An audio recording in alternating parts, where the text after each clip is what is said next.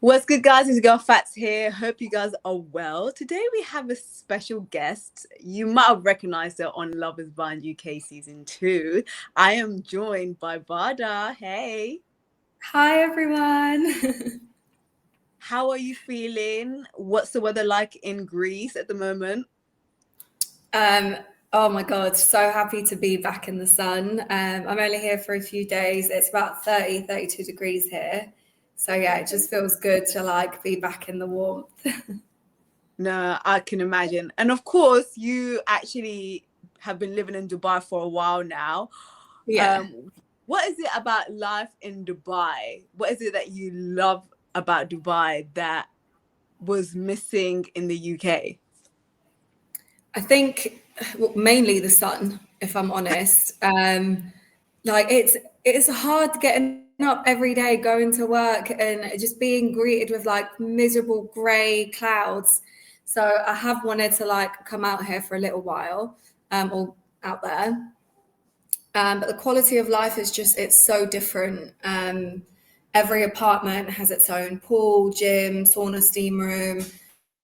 The sort of go-to thing to do is like activities and paddle and you join like health groups. So I just feel like the quality of life is so much better there. A lot of people say that. A lot of people say like the Middle East countries, the quality of life. It's like you work to live, you don't live to work. Yeah, exactly. Whereas I think it's like you just kind of do it at your own pace. There's like a lot less pressure. Yeah, it's just a much more chilled way of living, definitely. Now, before applying for Love is Blind UK, where were you at in terms of dating and relationships? Like, were you officially done with the dating scene, or was you still hopeful? I think I'll always stay hopeful. And at the time, I was actually grieving a previous engagement. So I was with somebody else for about a year and a half. We were engaged, planned a wedding, and then I sort of caught them cheating on me, and I'd Oh. taken a whole sort of year and a half to 2 years off just to like be on my own and concentrate on work and just like heal from all of that. Mm. And then the opportunity arose for Love is Blind, and I was like, I think I'm ready. And my goal hasn't changed. I still want to meet somebody. I still want to settle down. And obviously, having been a fan of the show previously, I was like, oh my God, I can't believe my luck. So yeah, I was really, really happy to get the opportunity to go on the show. Now, before you went on the show, like, what kind of man was you hoping to meet? Provider. And yeah, in all seriousness, like I would love to have like met somebody that just wanted to like be a protector. Mm. And yeah, someone that I could like grow with, I could, lean into. I'm very aware that I'm in my like survival mode at all times because as a single woman in London, you kind of have to be like, if you can't look after yourself, who will? So yeah, I just wanted someone to sort of come in and like be that safe space for me, sort of, make me feel protected and safe so that we can, build and start a family. Yeah, someone who is sure of themselves, secure, loving, giving. Yeah. Now, it's very interesting that you say that because you actually mentioned that you and Jed actually spoke about like starting businesses, starting an empire, Yeah. even moving with you to Dubai. Why do Mm. you think things shifted so quickly? I don't think so. He wasn't ever supposed to move with me. I was supposed to go for a couple of months. He was supposed to come with me initially. And I Mm. wanted to open up a business and then come back to the UK and obviously make a go of things and work remotely. Um, I don't think he ever intended to do that. I don't think there was a huge change in that plan. I think he was just waffling. Oh, you really think so? Yeah, I think he was telling me what I wanted to hear. I think Mm. it's as simple as that. It's very interesting because those were like big goals, big plans that you thought you guys had as well. Right. So I went and continued on my own because what am I going to do? Stop my future because you lied to me? Yeah. You know? Now, at the reunion, Jed mentioned that, you know, you was driving his car, but you actually clarified that you was paying for the car, paying for the petrol, paying for the groceries, Yeah. doing all the cleaning in the house. Do you think the fact that he mentioned that, do you feel like he mentioned it to make you look like a certain type of way? And do you feel like, did you feel a type of way the fact that he gave that perception as if like he was this provider when in your perspective that wasn't the case at all? I think he was living up to the cameras, if I'm honest. I think he very much said that to live up to this, you know, provider look or facade that he's been given with the edit. I found it really rude and disrespectful that he mentioned those things because I was providing for myself. Yes, it Okay. was your car. I could have gone to like my old job and literally just taken out a supercar if I really wanted to. Like, but I didn't. Like, I'm not Yeah. about like showing off whatever. His car was sat around. I didn't have an office to work from. So it just made sense.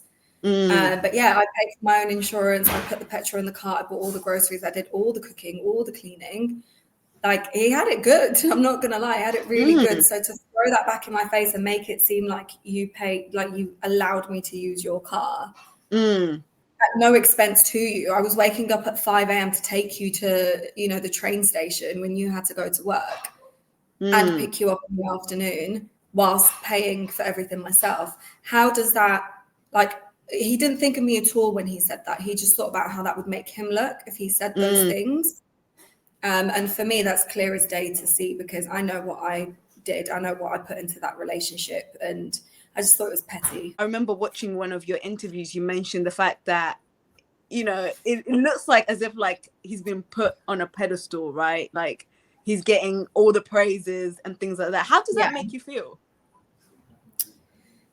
I feel it's unfair if I'm completely like transparent. I think it is a really, really unfair narrative because it's so far from The truth. like my reality. Yeah. Yeah. But at the end of the day, like I'm not a religious person. I'm a firm believer in being a good person and good hearts always win. And I Yeah. will believe that till my dying day. And, you know, whether someone, you know, speaks on him later or never, like I know I'm still good. I know Yeah. I don't go around bad mouthing people or hurting others or lying to get anywhere. I don't need to do those things. So for me, it's more sad that you are playing off a very false narrative because the next girl you date is going to have a hell of a shock when she sees what you really have to offer, you know. So it's for me, it's just like karma works in great ways. So yeah, I'm a firm believer in that. And yeah, there's not much else I can do. Like the public want to believe what the public want to believe, and that's not gonna like make me budge at all. Yeah. Now on the night out, there was a particular incident where you took the ring off, he felt a type of way, and things went completely left. Do you feel like, you know, did you feel like things reached a breaking point? Like when did you feel like things like reached a breaking point for you? I think probably that moment. Yeah. He's just like his refusal to talk to me. It was just like, what kind of future do I have with a man who refuses to talk, who lashes out, who starts talking about other women at the same table as you, who like belittles you because they feel hurt because I took a ring off that he asked me to take off when his ex-girlfriend was present. Like, I'm not here to mug myself off. I'm not here to like, I said I'd work for us and I said I'd do my best to like try and sort of, you know, win him back in a way. Because I understand it's hard that I said no to somebody at the altar. So naturally I did feel guilt there. I'm glad I said no, for sure. I didn't have 1 second of regret. I got to a point where I was like, I see you for who you are. You are not the person you told me you were. You do not handle conflict well. You are not reasonable. What the hell am I doing? Why would I spend an extra minute anywhere near you when you are a completely different person to who I thought? You know, we spoke about being stubborn, we spoke about conflict, but you know, anyone can sell a good story, but what happens in the moment and what your actions show me is what I'm going to listen to. Because you can literally sell me dreams till the day I die, but you haven't done anything to make those dreams come true, you know? So yeah, in that moment, I was just like, this guy is like talking to a brick wall. I can mend my heart. That's not a problem. I've done it before. I can do that again. What I can't do is spend the rest of my life fighting to be with someone that doesn't want to be with me. And isn't even the person I want to fight for, if I'm honest. Obviously you mentioned like, you know, the 6 weeks you guys were doing absolutely fine. You like, he was this caring, sweet guy, like, and then just before the He was wedding, amazing. He was an angel in human form. Like he was an angel. Like even his good edit on Netflix doesn't do him justice at how great he was. Oh wow. He was an actual angel in human form, which is why obviously the flip of the script threw me, because I was like, who is this?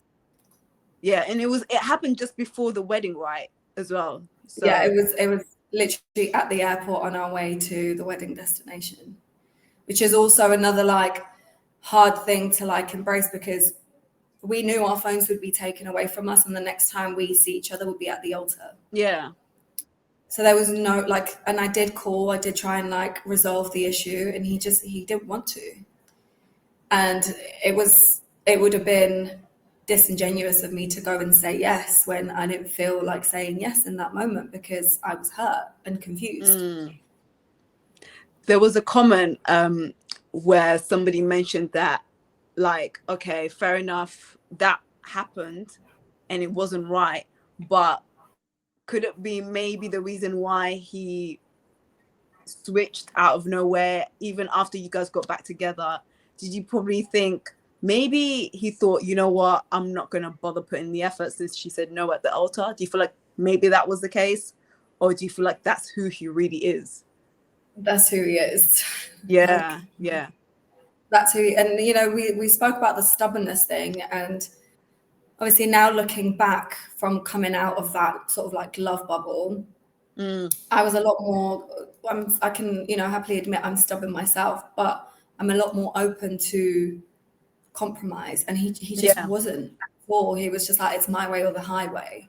And I was just like, but there's two of us. There is some compromise that's going to, you know, need to take place on both parties. And he was like, no, I'm always right.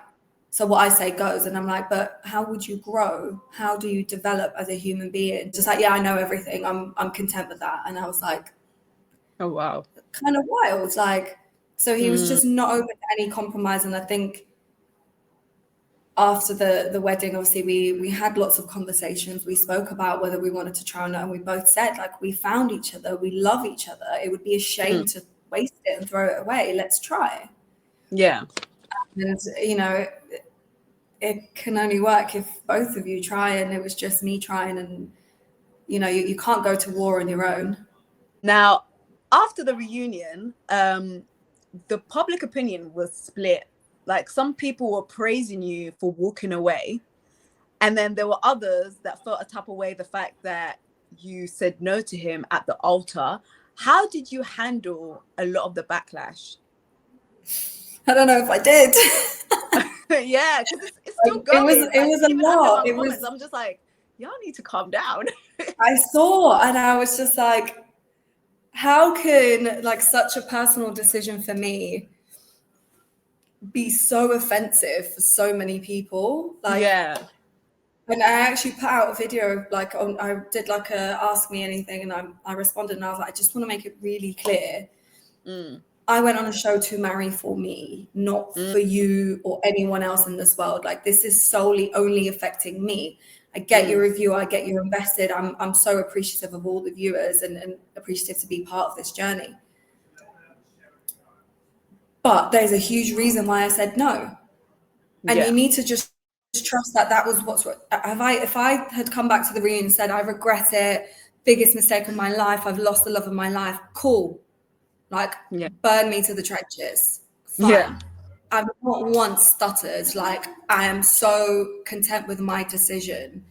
You know, I didn't stutter, you know, a few weeks in, I haven't stuttered a year later. I'm so content with my decision because it was what's best for me. So Yeah. hearing so many people's opinions has been a bit hard because everyone's like, oh, you know, you'll never get an opportunity to be with a man like you. I hope not. I hope I don't. I'm in full agreement with you. Yeah. You know, Yeah. that's why I said no, because that is Yeah. not what I want in a husband. And Yeah. if you do, guess what? He's single. You are welcome to him. Please, by all means, shoot your shot. This is what he wanted. He wanted all the single girls to come at him. He wanted to be the next Freddie. You have got what you wanted. And whoever wants him out there, please go ahead and shoot your shot. I don't want him. I didn't want him then, and I don't want him now. That person is not for me. Respectfully, I wish him all the best. Just nothing to do with me. Like, I stand on my decision fully. So Yeah. people's anger towards me being so, and I think a lot of people were like, you were really mean at the reunion. He did say was really offensive about driving my car and stuff. Bro, like, what are you achieving with something like that? Some people did suggest as well the fact that like a lot of the criticisms that you got probably came from viewers that are used to like ignoring the red flags in their own relationship, whilst you decided to walk away from your relationship because you saw the red flags. Do you Yeah. what do you think about that? Like, I have these like conversations with my friends that do date, and we have very different, like, I'm a cutthroat type of person. Like, I will cut you out of my life because I don't need you there. yeah. And I'm such a, like, I believe in myself so much, and I'm so proud of the person that I am, that it would go against who I am if I were to ignore those red flags. Because Yeah. for me, a red flag is a sign to stop. Because if you continue and you allow those red flags, you're literally just delaying the inevitable. Because eventually those red flags will catch up with you. Yes. So I tried my best. I tried to fix the situation. I tried to talk things through. He didn't want to. And it was as simple as that. So why would I go to war on my own? He didn't want to fight for us. He didn't want to fix us. He thought there was nothing wrong. And for someone that doesn't see an issue in their actions, they're not going to change them. So this conversation I have with my friends when they're like, oh, you know, he did something when they're dating, he did something that I really didn't like. And I'm like, whoa, that's utter disrespect. Would never accept that. Move on. And they're like, but my feelings. And I'm like, fuck your feelings. Your feelings will heal. You'll be fine. Like, you won't die. You will Yeah. not, like, your life will not like change because of one single man. Yeah. Like, you will be okay. And like the level of like disrespect that some people put up with, I could never, and I Yeah. won't ever. So I'm so proud of the decision that I made, and hopefully other people will see those red flags and make, you know, good decisions for themselves, which is what this was for me. Now, you've been clear from the start of the show that, you know, you're independent, you have your own. I really admire the fact that you was all the way honest with Jed from the beginning. What advice do you have for all the ladies out there when it comes to like bossing up, you know, being independent and having your own, but also like allowing a man to also lead at some point? Well, bear in mind, like I said, I was engaged before as well. Of course, I can like be softer and allow a man to lead. I would much prefer that, to be fair. Like, a girl's tired out here. I've been working for too long. Like, that is literally the dream. My mum's always said, do not be indebted to anyone. So always look after yourself enough so that you can walk away from any situation unscathed. And I think that was the only sort of motivation that I've ever needed to And like you all saw like how close I am with my mum. And Yeah. the thing is though, my mum, she's always been a stay-at-home mum. She's never worked. My dad's always looked after her. And she's just always been like, you need to do this, you need to do that. She kind of instilled that in me. And I think I would say to other women, like the same thing, like make sure you are in a position to walk away from any situation that doesn't serve you unscathed. If you are relying on a man to pay your rent and to pay your bills or to give you a certain lifestyle, you can do it on your own. I know it's hard. No one wants to really do that. No one wants to put in work. But I promise you, the freedom that you feel when you're able to walk away from these situations is unbeatable. To know that, like, you've got your own back no matter what. Like, you know, we all go through life. You can have fallouts with friends, fallout with, you know, with partners.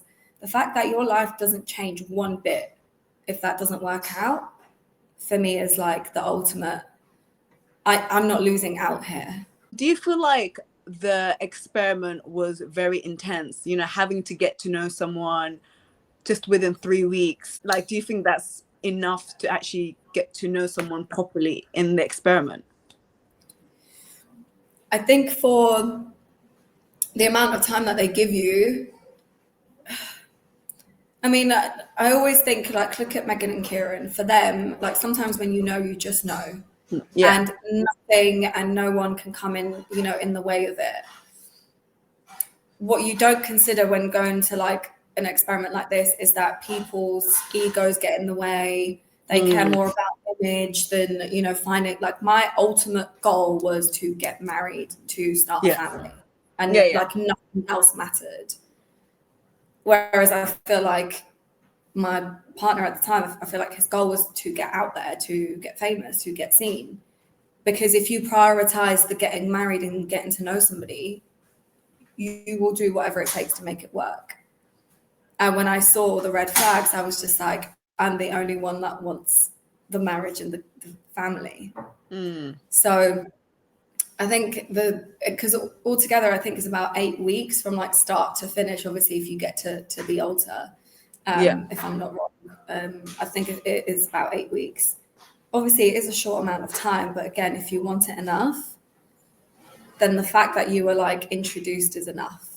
And even if you don't get married, then go away and try and make it work, you know? I also didn't think that you should be like very argumentative in relationships. I have now learned that I think maybe you should, just to see how other people handle conflict and, you know, where your compatibility is during hard times and arguments and things like that. I will say as well, like, the women from this season, you can tell you guys went in there intentionally to find your husband, to find love. Yeah, because we applied, whereas the boys were given an opportunity on Instagram. You know, none of the boys applied. Oh, really? Really? They were all approached. So I think it shows that we intended to go and find love. Whereas the guys weren't even thinking of relationships, and they were like, hey, want to be on the show? And they were like, oh, TV. That's really interesting. How does that make you feel though? Like, in terms of like even the way they casted it then? Like, because you went in the intention to find someone, and then... Yeah. I think, like, I get it on one hand that, you know, men are not huge, you know, viewers of Love is Blind. So not many men know about the show. But considering how big the program is, there will definitely be enough men that would apply for something like this that actually do want it. I think there were a few guys that, like a few of the pod guys, that definitely did want marriage and kids. And I've seen like a few of them, you know, continue dating and, you know, really talking about marriage and wanting that. I just think the final four, not including Kieran in this, had other intentions, you know, and I think a part of me does look back and I'm like slightly annoyed that I let it get as far as it did, because I should have seen it earlier, but then you can't really see it through a wall, can you? So do you feel like you should have walked, like, do you think if you saw the signs earlier, do you think you would have walked away earlier, even before even Yeah, seeing it face to face? hundred Oh, okay. percent. But I didn't see any of those signs. I just saw like he sold me a dream, like what I would want my ideal man to be. He sold me that, and unfortunately, couldn't live up to that. So yeah, and when I did see those changes, that was the moment that I walked away. The debate of paying for meals sparked up a big conversation online. Why do you think it was like blown out of proportion? Off camera, do you feel like he stepped up in terms of, like, paying for meals, paying for dinners? What people didn't really see is when me and Jed were dating in the pods, Yeah. we spoke a lot about his like previous relationships, and he kept saying, it's obviously not working for me. I'm dating these yes girls. I'm looking after them. I don't know how, but he's looking after them. And he was like, I need like a self-sufficient woman. And all of our conversations were that. So get to know most of them were that. Obviously, everything else was like family, future, and everything else. And we spoke about building businesses together, an empire, being that power couple. And I was like, cool. We didn't really go into like assets, what we own, what we don't own, salaries or anything like that. But he was just like quite out there. Yeah, I've got this house, I've got that house, I've got this job. And I was like, cool, like, great. I want to build, I want to do that. And he was just like, I love that you're so independent. I love that you can back yourself and you can do everything on your own. You don't really need me. And then he would say stuff like, my friends are sick and tired of me seeing me with these girls who are just always using me for my money. So when we went out for that dinner with his friends, he joked about it. He literally was like, we were running around the house, laughing, joking, tickling, whatever. And he was like, I know you like paying, don't try and pay this time. And I was like, okay, whatever. But all he's fed me is that his friends have been like cussing him out and laughing at him for dating these girls that can't fend for themselves. And because I genuinely thought it was a joke, I was like, I also want his friends to see that I've got this. I've got it like I'm not just say it. Like I'm showing, I'm actioning what I said I was. Okay. All right. Now So that was the whole, because then people are like, why are you paying for him and his friends? And I'm like, I'm also from a culture where like, if it was my birthday, I would invite my friends, but I'm expected to pay for everybody. That's just how my culture works, right? Yeah. And considering he had consistently said that his friends were sick and tired of all these like pick-me girls with no money. So I was like, well, I want his friends to also see that I can chip in. I can do that. It's one meal, for God's sake. Like, regardless of like the level of restaurant we were at, it was one bloody meal. And I thought he would be appreciative of that. And then he just reacted really, really badly. And I was like, but you joked about it. And he was like, no, I don't feel heard. So I was like, okay, well, can we like have a rule of thumb that when you are serious about something, you stop laughing and giggling? Because it's confusing to me. Like if you're communicating with me and you're like, don't you do that? And then I'm like, okay, how am I going to take that seriously? So I was like, just as a rule of thumb, like, can you just for 1 second just be like, babe, look, this really means a lot to me. Can you not? And I'd be like, cool, understood, loud and clear. And he's like, I can't do that because I'm a giggly person. So I'm like, well, then how can we move forward from this? I don't understand that you're joking when you laugh and giggle, or I see it as a joke, but you're like, this is just who I am. And I'm like, well, help me understand you better then, because how do we then move forward? So at that point, I was just like, it's hard to compromise on even like the smallest things. Now that I look back on it, obviously, because at the time that was like the only thing that had happened. So again, it was like the context of it is like completely wrong. It was literally he's put into my head, I'm providing. These girls don't have any money anymore. And I was like, well, I do. Let's go then. Like, I'm not going to shy away from like everything that I've said I am. I'm going to show up as the person that I am. Yeah. And then everyone's like, how do you not want to? He never said he wanted to provide for me. He never ever said that. He never said that he was going to, wanted to, intended to. And I don't know if he said it to the cameras because I've not watched it back. Oh, okay. but he never said it to me. So Mm. I'm like, why does the whole world think he wants to provide for me? Because if he did, I'd be taking him up on that. No worries. Like, yes, please do.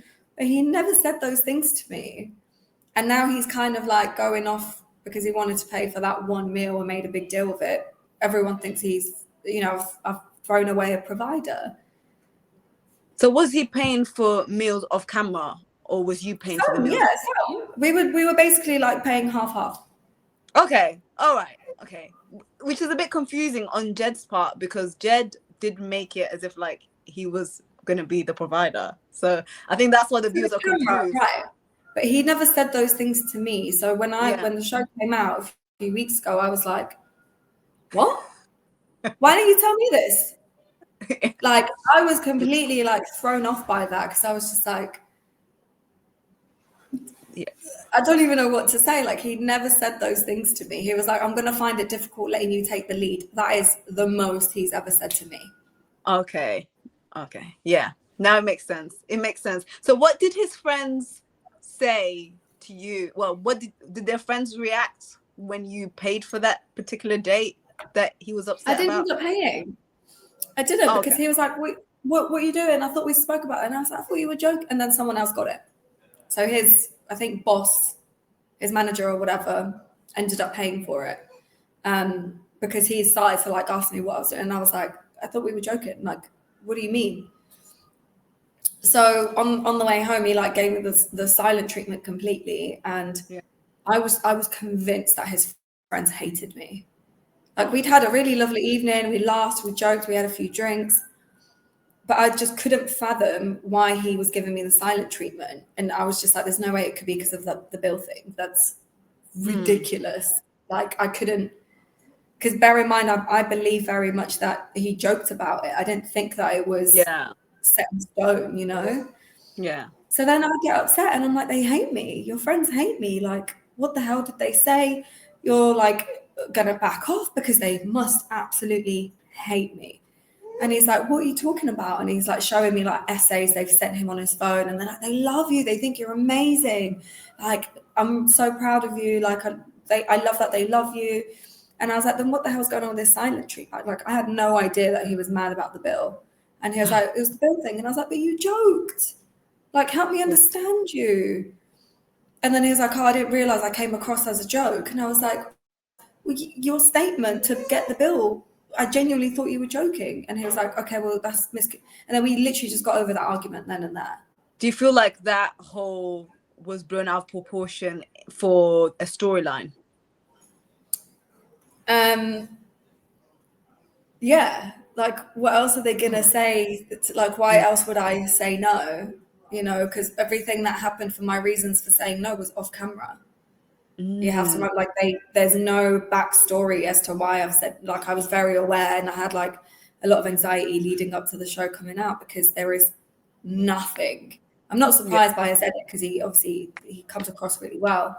Yeah. He wasn't that great, and all the not great stuff happened off camera, so they couldn't have shown that, so they had to Yeah. show something. So what advice do you have for anyone, even for the ladies, in terms of like spotting the red flags or spotting the red flags from early? Anything that makes you feel uneasy, anything that makes you feel on edge is not normal. It's not Okay. acceptable. Knowing like your value is also really, really important, because once you are so self-assured, like, you would not put up with anything that doesn't enhance that doesn't like benefit you. Yeah. Yeah. You should, like, I remember like on my wedding day, I felt sick to my stomach, and Yeah. you should not be feeling like that on your wedding day. And like, listen to your intuition. Like, that is your biggest strength. Now, what is the one thing you wish people understood about you that they didn't know, they didn't see of you on the show?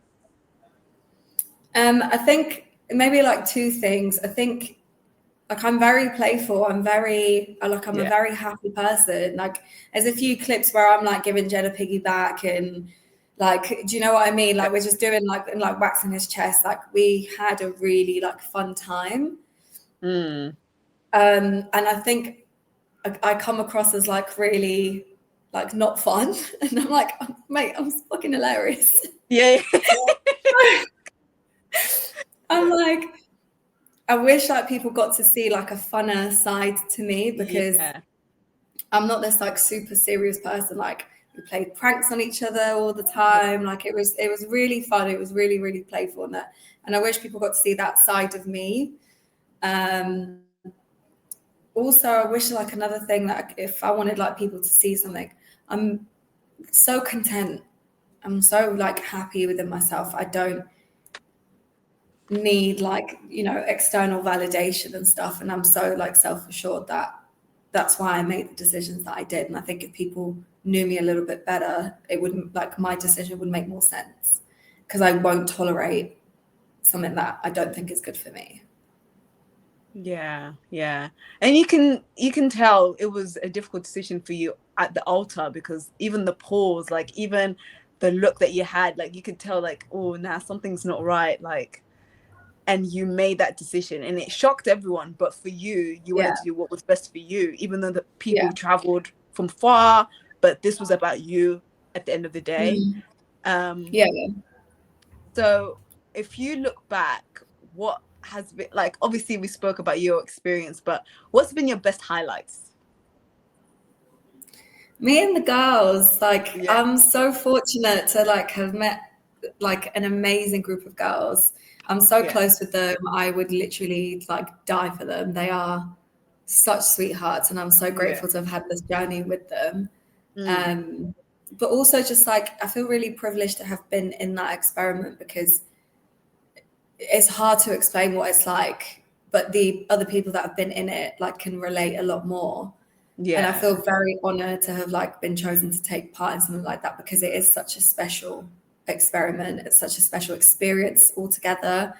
Like all the staff, all the helpers, all the crew, like the camera people and the runners and everyone in between were just so amazing. Like I wish I could like relive stuff like that because it was honestly it was just such an amazing experience. I wish like everyone could get like a glimpse of it and get to try it for like a few days just to really understand. But yeah, I feel very grateful for having been chosen to take part in it. So after you left the relationship, you went off to Dubai. Do you feel like your move to Dubai and leaving the relationship, what has it shaped your perspectives on love and relationships? Um, did it help you heal, like moving away from a different environment as well? Yeah, like I feel like out of sight, out of mind really helped. Not that I would have bumped into him in the UK because I wouldn't go out in Essex or anything like that. Um, but I think it gave me like a purpose. Like I don't know if anyone else can relate, but like when you do go through a breakup, like a heartbreak, you know, you can't not think about it. That's you. It consumes you. And I Mm, think having it was a really healthy outlet where I had to like find a place to live. I had to sort out my visa.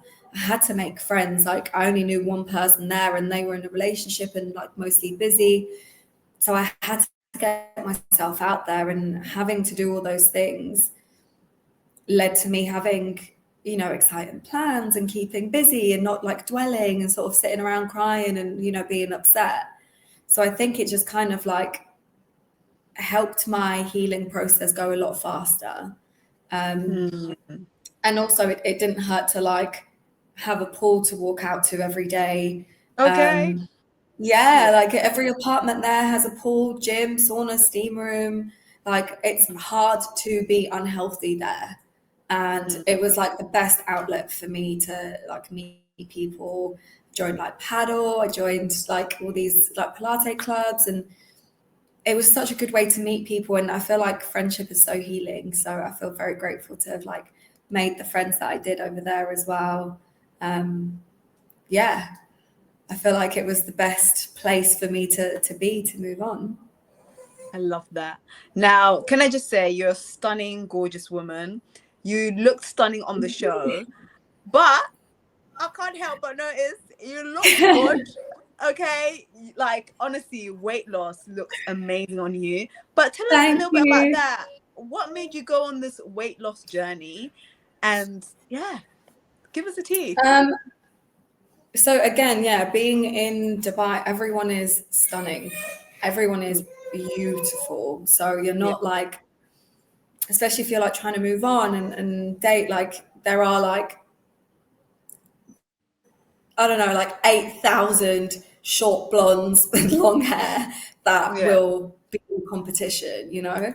Um, and again, like I genuinely just ended up like joining all these like fitness clubs to like make friends because I was there on my own. So yeah, when you do things with others, I feel like it just makes it so much easier. So yeah, I was doing like paddle twice a week, Pilates, gym, run clubs.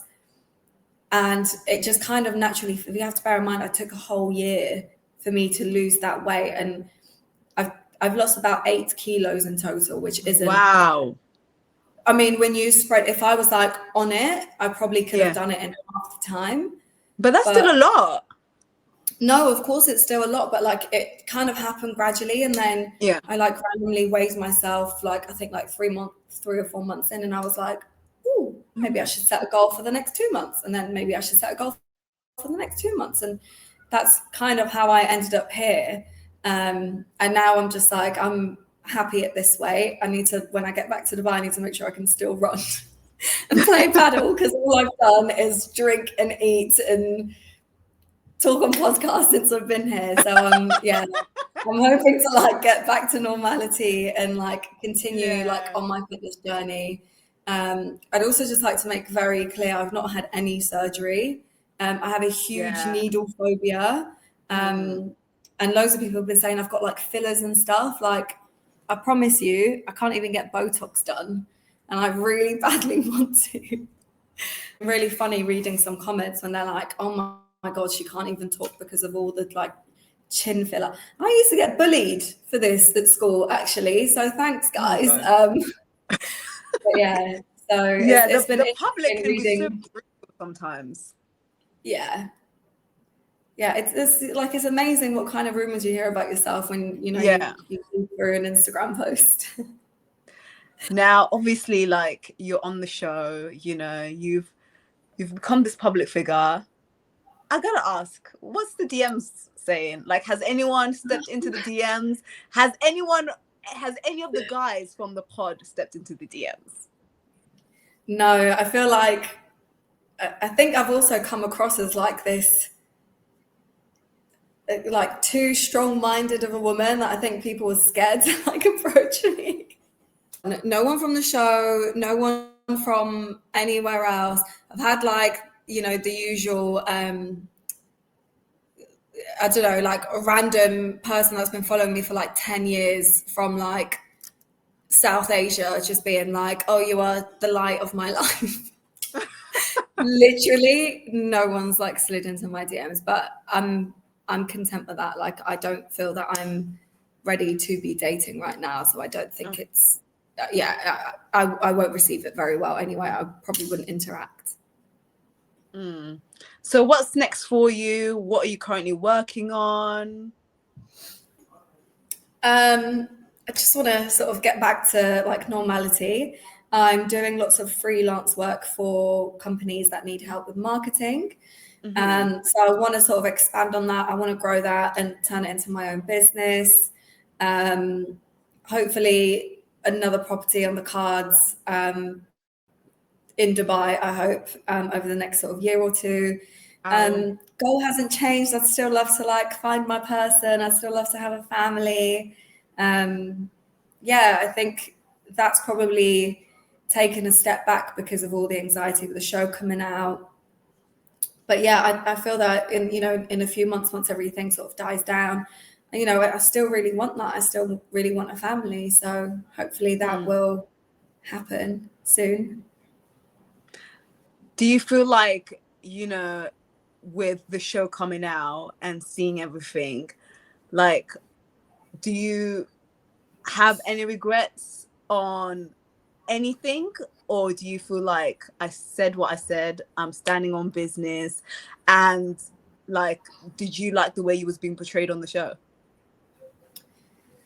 Again, like I wish you'd seen like a funner side of me and like all the playful stuff that makes me. And I feel like in my previous relationships, that's been like my main thing, where I'm just like really playful, really fun. I love cooking. Like I love just being present, being at home. And you didn't really get to see much of that. I think some things were a little colder than I thought I would. I didn't think I was that cold. But Yeah, yeah. again, I think it's more in the edit than who I am as a person. Definitely don't regret anything. Definitely stand on business. I said what I said, and I will say it again and again. Yeah. Yeah, I'm really proud of like the decisions that I've made. I know my family is. I know they're supportive, and in the end, that's all that matters. Yeah. So are you planning on staying in Dubai long term? Do you see yourself moving back to the UK, or Dubai is the place to be? You know what? Never say never. But ideally, I wouldn't want to be back in the UK for a little while, just because I think once you get used to living in like the sunshine, Yeah. it's hard to get back Yeah. into like the cold and the rain. I don't know if Dubai is forever. Like, definitely don't have that long of a plan. The safety aspect of being in Dubai is really, really appealing for me. Like wanting a family, like I think that would be like the ideal place to be. But I would love to live in like different countries. I'd love to like spend a bit of time in the States, in Asia. Yeah, I'm very open to that. I'm not like this is where I'm at and I'm staying here. So yeah, we'll see what the future holds. I love that. I want to say thank you so much, Barda, for coming to my platform, having Thank a you for conversation. having me. Like, the fact that you took time out of your schedule whilst being in Greece, like, honestly, it means a lot. Like, I know you're busy with everything, the show, but I do appreciate you for actually speaking your story and your journey on the show. I know it's not easy right now, especially with all the backlash that you've been getting, but I do appreciate it so much. And I really admire your strength and Thank you. everything and what you stand for. So it does mean a lot. So yeah, thank you so much once again. And vice versa, like, thank you so much for taking the time and hearing me out and understanding obviously where I'm coming from as well. So thank you for your time as well. You're welcome. No, honestly, like, I just felt like, the backlash was a lot. And a lot of people were saying that, why don't you not say this in the reunion? The reunion is only like for 1 hour. We can't see everything. So I was like, Yeah, take I it think home. we all got like 8 minutes each or something. And there Yeah. were some more stuff that I did say that wasn't shown. So, Yeah. and 100%. that's 100%. not within my control. So, Exactly. Some people yeah. are just wild. But I want to say thank you once again. Have a lovely time in Greece. Thank Enjoy the you. weather. Enjoy being in the pool. And just, yeah, get some babe, girl. Thank you, babes. Honestly, really appreciate it. Well, I'm going to leave you to it. But enjoy the rest of your day and enjoy the rest of your evening. Thank you. You too. Bye. Bye, bye, bye. Bye.